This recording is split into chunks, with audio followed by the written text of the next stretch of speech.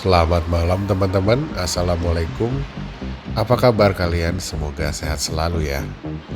Kali ini saya bareng si Strada bakal night ride ke beberapa spot atau beberapa lokasi yang dikenal sebagai tempat angker di kota Bandung.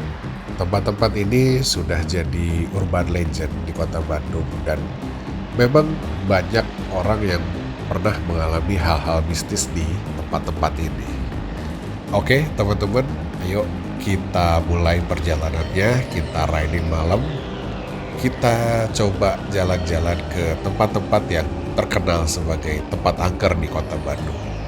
Jangan kemana-mana, tonton videonya sampai selesai. Jangan nonton sendirian dan periksa sekeliling kalian. Siapa tahu ada yang ikut nonton tapi bukan orang. Ih, serem.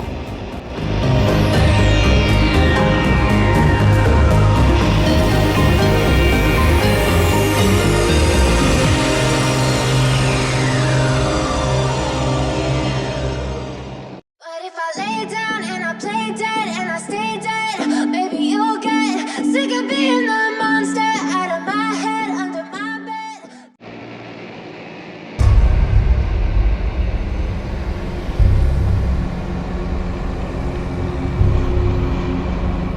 Untuk spot pertama kita langsung menuju ke arah Jalan Taman Sari ya teman-teman. Jalan ini nih terkenal sebagai salah satu jalan yang cukup angker ya teman-teman. Terutama zaman dulu ketika belum ada penerangan seperti sekarang. Nah kalau kita lihat di sebelah kanan kita ini adalah Institut Teknologi Bandung ya atau ITB. Nah sebelah kiri ini adalah Kebun Binatang Bandung. Di jalan ini tuh cukup banyak ya teman-teman yang ngalamin hal-hal mistis. Terutama pengendara motor dan driver angkot. Kalau pengendara motor itu ada beberapa yang pernah ditembengin ya teman-teman. Jadi motornya kerasa berat, tiba-tiba dia tengok di spion, ada yang ikut di belakang mbak ya, bajunya putih. Itu sempat dengar cerita itu lumayan sering ya. Dan supir angkot juga sama, itu berapa kali dia naikin penumpang terus tiba-tiba penumpangnya hilang di tengah jalan. Wah, emang kurang ajar ya hantu-hantu di sini nih ngerjain orang lagi nyari rezeki. Gila lo, emang hantu ya. Nah, ini kita lanjut ke spot berikutnya ya teman-teman, yang gak kalah serem jalannya. Dan memang ini jalanan, salah satu jalanan yang bisa dibilang jadi jalanan paling angker di kota Bandung ya. Dan dulu ini saat saya masih kecil itu saya ngalamin di jalan ini tuh sempat ada boneka yang digantung ya teman-teman. Jadi apa ya, katanya boneka yang digantung itu sebagai jimat lah gitu. Jadi ceritanya dulu di jalan ini nih, Jalan Siliwangi ini yang kita lihat di sebelah kanan itu ada mural-mural. Itu pernah ada kecelakaan yang menewaskan seorang gadis kecil teman-teman ya. Jadi dia ketabrak mobil, katanya lagi nyebrang tabrak mobil, dan dia bawa boneka. Bonekanya itu ketinggalan di sini teman-teman. Nah terus konon katanya ada yang nemuin dan bonekanya itu digantung di salah satu pohon yang ada di sini. Nanti di depan saya tunjukin pohonnya ya teman-teman. Gitu. Jadi sengaja digantung supaya arwahnya si Ade ini nggak ganggu kita. Nah ini sebelah kiri nih pohonnya teman-teman ya. Nih kalau kita lihat nih sebelah kiri ini ada pohon beringin. Nah ini ada poster calegnya itu. Nah di situ sempat digantung, dan itu saya waktu masih kecil juga melihat ya teman-teman. Itu mungkin sekitar tahun 90-an akhir atau 2000-an awal. 90-an akhir sih seingat saya. Nah sekarang kita udah ada di Jalan Cipaganti nih teman-teman. Jalan Cipaganti ini sebenarnya jalan elit ya, karena dia memang kawasan elit. Dulu zaman Belanda itu menir-menir Belanda tinggalnya daerah sini. Makanya kalau kita lihat daerah sini banyak rumah Belanda yang mewah-mewah ya. Nah, tapi di lain sisi ini jalanan itu terkenal juga bukan banyak, ada penunggunya ya. Jadi penunggunya itu adalah seorang jawara ya teman-teman. Jawara nih kalau di tanah Sunda itu apa ya, pendekar ya teman-teman. Nah, jawara ini sering berkeliaran di sepanjang jalan ini malam-malam.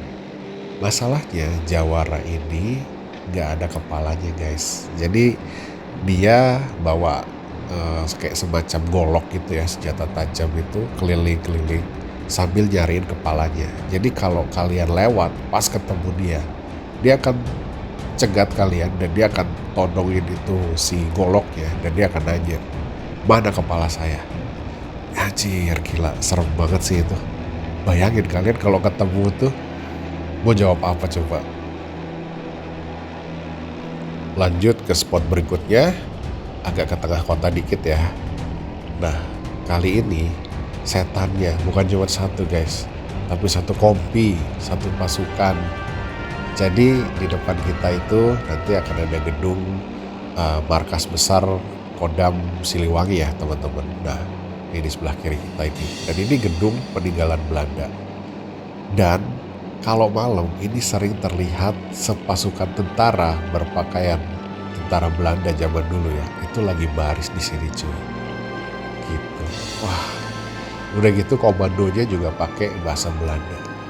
Gila. Ngeri banget sih. Itu ya bayangin aja, hantu tuh satu aja udah ngeri. Lah ini satu pasukan. Tentara lagi. Waduh. Nah, buat spot berikutnya teman-teman kita pindah ke Taman Maluku ya.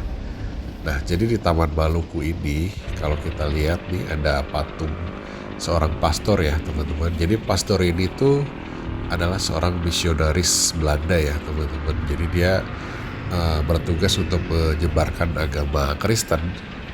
Tapi sayangnya beliau meninggal karena kecelakaan helikopter ya teman-teman. Nah konon katanya sih lokasi kecelakaannya itu tepat di lokasi patung ini berada. Nah makanya dibuatkan patung untuk menghormati jasa-jasa beliau. Nah masalahnya teman-teman ya, patung ini tuh konon posisinya itu selalu berubah-ubah gitu. Dan pernah ada yang membuktikan katanya itu posisinya itu setiap jam itu bisa berubah. Jadi mungkin jam 10 malam dia posisinya ke kanan, terus nanti jam 11 itu posisinya berubah ke kiri, nanti jam 12 jadi kemana gitu. Dan itu ada beberapa orang yang pernah bercerita dan itu benar katanya. Bahkan ada juga yang pernah lihat dan lewat situ, itu patung pastornya nggak ada teman-teman. Jadi cuma dudukannya aja, cuma tempat apa ya, cuma mimbarnya dia berdiri aja. Tapi patungnya itu hilang gitu ya, entah kemana. Terus besoknya ada lagi di tempat ya, walau alam ya teman-teman. Spot berikutnya kita pindah ke sekolah saya dulu ya teman-teman. Ini adalah SMA Negeri 3 dan 5. Nah kalau kalian perhatikan ya, di bagian tengah gedung ini tuh ada jendela. Jendela itu tidak boleh ditutup dari dulu teman-teman ya. Nah kebetulan ibu saya sekolah di sini juga dulu, dan dari dulu juga jendela itu tidak pernah ditutup. Ya. Konon ya disitulah tempat bersemayamnya penunggu gedung SMA 3 dan 5 itu ya teman-teman. Namanya Nancy. Jadi dia ini adalah noni Belanda. Ya katanya sih cantik ya, tapi ya itu kakinya gak napak cuy.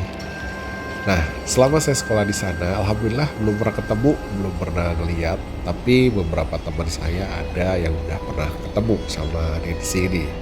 Bahkan teman sekelas saya itu bahkan sampai kesurupan ya. Saya tadinya nggak pernah percaya kesurupan itu adalah kemasukan setan. Tapi ngelihat teman saya yang kerasukan itu tiba-tiba bisa ngomong bahasa Belanda. Padahal bahasa Inggrisnya aja nilainya merah. Nah dari situlah saya baru mulai percaya ya, kalau mungkin kesurupan itu memang badan kita dipengaruhi oleh makhluk tak kasat mata. Next kita ke Jalan Tongkeng teman-teman. Nah Jalan Tongkeng ini tuh sebenarnya apa ya, kayak pemukiman TNI AD lah di sini ya, pemukimannya angkatan darat. Nah, tapi ini jalan gak kalah horor juga sama jalanan yang lain guys. Jadi di sini sering terlihat seorang tentara berjalan tanpa kepala guys. Innalillahi, ngeri juga ya. Bayangin nih di jalan sini kita lagi lewat, tiba-tiba ada tentara jalan terus kagak ada kepalanya. Aduh, nih ngeri juga ya.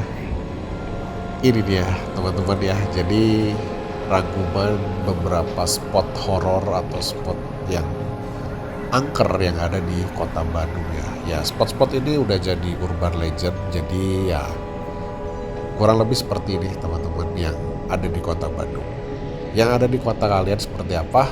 Coba kalian ceritain di kolom komentar ya guys.